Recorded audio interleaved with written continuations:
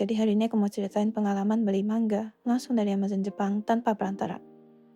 Aku akan bahas mulai dari proses buat akun sampai proses pengiriman dan bea cukai impor manga. Tentunya mangganya original dan dalam bahasa Jepang. Ini aku saranin buat yang lebih cari bahan bacaan bahasa Jepang atau memang ingin baca manga keluaran paling baru yang mungkin belum masuk ke Indonesia. Oke, langsung aja kita mulai untuk bikin akun. Masukkan amazon.co.jp, ganti bahasanya dengan klik gambar bendera, dan pilih bahasa Inggris. Klik di bagian account dan list, seperti yang ditunjuk, dan pilih start here untuk buat akun baru.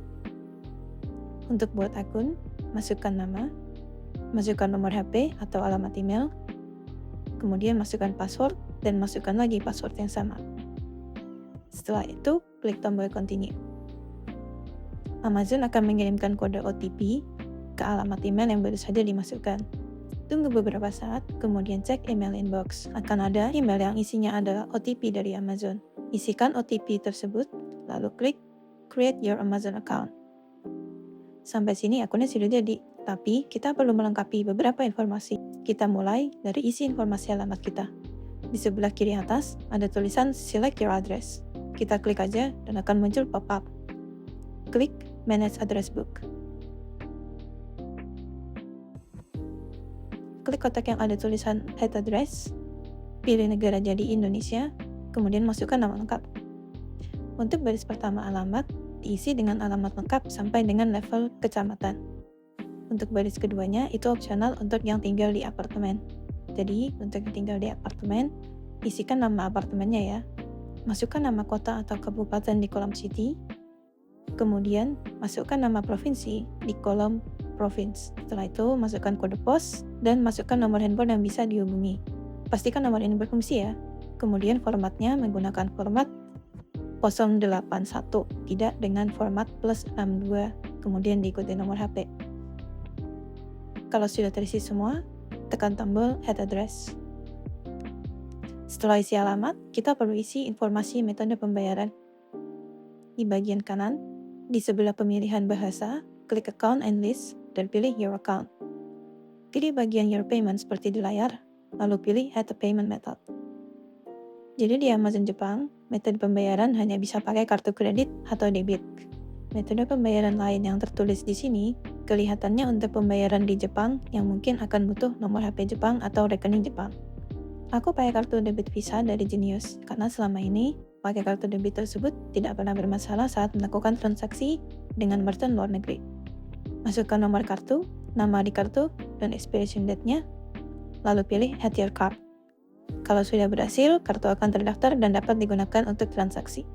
Oke, karena kita sudah isi alamat dan metode pembayaran, kita bisa mulai belanja.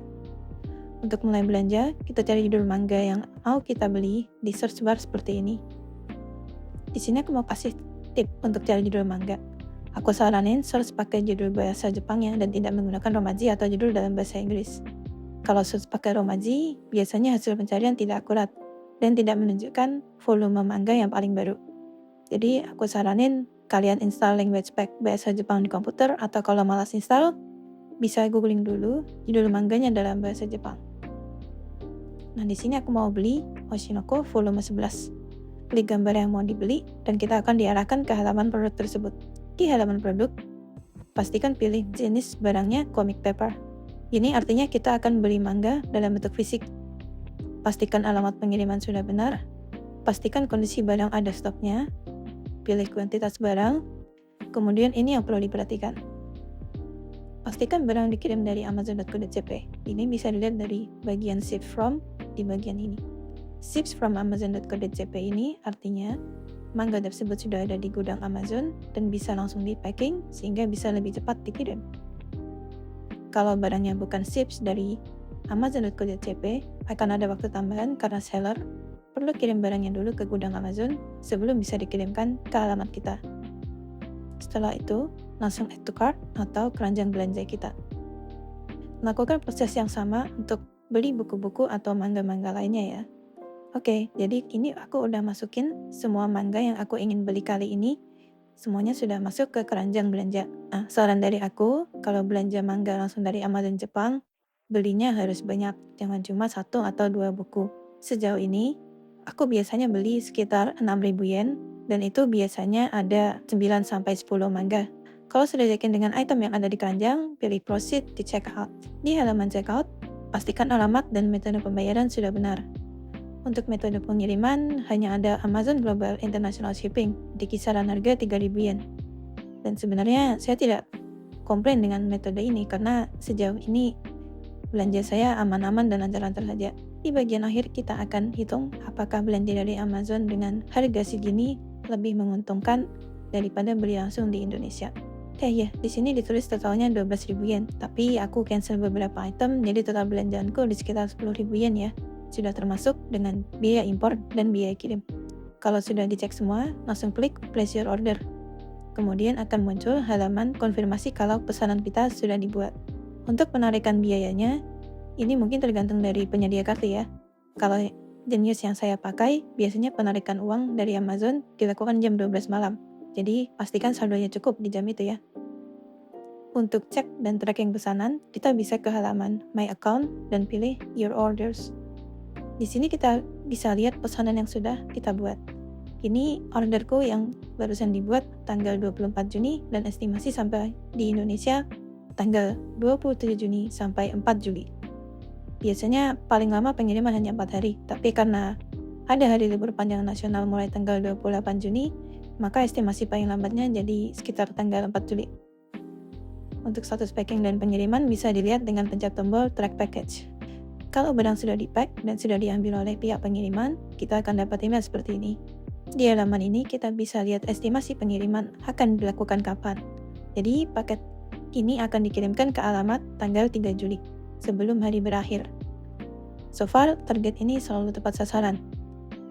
Dan mungkin karena alamat saya ada di pinggiran kota, jadi biasanya paket sampai sekitar sore hari, mungkin di sekitar jam 5 atau jam 6. Untuk pengiriman Amazon Global Shipping, ini pakai DHL ya.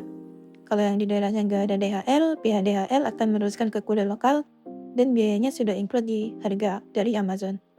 Tapi karena daerah saya terjangkau DHL, yang mengirimkan ke alamat adalah kurir DHL-nya langsung.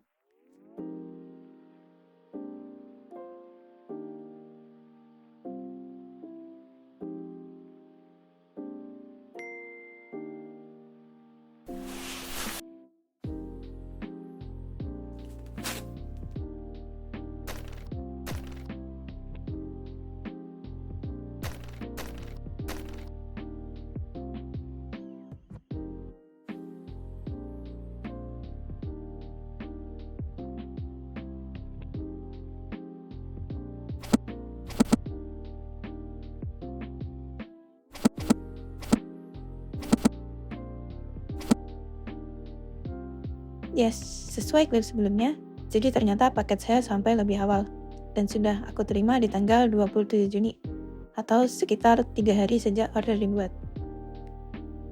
Oke, kita hitung-hitungan biaya dan apakah belanja langsung dari Amazon bisa lebih murah daripada belanja di Indonesia. Termasuk dengan kita bahas apakah biaya cukainya ribet atau enggak. Jadi sebenarnya aku pakai diskon dari Amazon Point, cuma untuk video ini aku nggak akan masukin Amazon Point ini ke hitung-hitungan.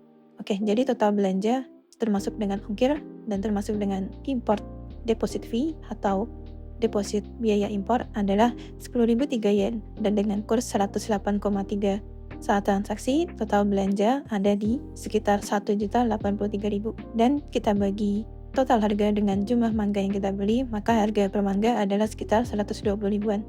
Untuk proses bea cukai sendiri sebenarnya nggak ribet karena semua sudah diurus oleh pihak pengiriman atau pihak DHL. Jadi kita tidak perlu melakukan apapun dan semua sudah diurus DHL. Kita hanya terima paketnya sampai di alamat kita. Kalau deposit kita kurang, pihak pengiriman akan membayarkan kekurangan itu. Tapi barang tidak akan dikirim ke alamat kalau kita belum melunasi kekurangan dari bea impor yang dibayarkan oleh pihak pengiriman. Import fee deposit akan dikembalikan ke rekening kita apabila bea impornya lebih murah daripada deposit yang kita setorkan ke Amazon. Walaupun proses ini bisa makan waktu sekitar 6 bulanan. By the way, kalau aku cek nomor trackingku di halaman tracking bea cukai, importku kali ini tidak terkena bea masuk sama sekali. Jadi kemungkinan besar import fee deposit akan dikembalikan ke rekening. Oke, pertanyaannya, apakah lebih murah atau lebih mahal daripada beli di Indonesia? Jawabannya adalah tergantung dari judul yang kita beli. Untuk perbandingan, aku bandingin harganya dengan Kinokuniya yang ada di Tokopedia ya.